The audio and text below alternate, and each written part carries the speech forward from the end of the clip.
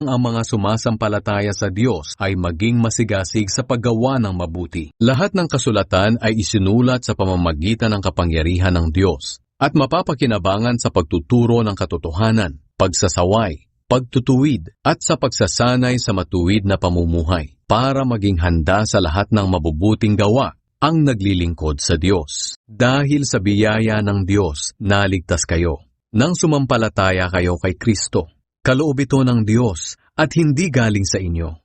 Hindi ito nakasalalay sa mabubuti ninyong gawa para walang maipagmalaki ang sinuman. Nilikha tayo ng Diyos at sa pakikipag-isa natin kay Kristo Jesus, binigyan niya tayo ng bagong buhay para gumawa tayo ng kabutihan na noon pa'y itinalaga na ng Diyos na gawin natin. Iniligtas niya tayo, hindi dahil sa ating mabubuting gawa, kundi dahil sa kanyang awa. Iniligtas niya tayo sa pamamagitan ng banal na Espiritu na naghugas sa atin at nagbigay ng bagong buhay. Masaganang ibinigay sa atin ng Diyos ang banal na Espiritu sa pamamagitan ni Hesukristo na ating tagapagligtas.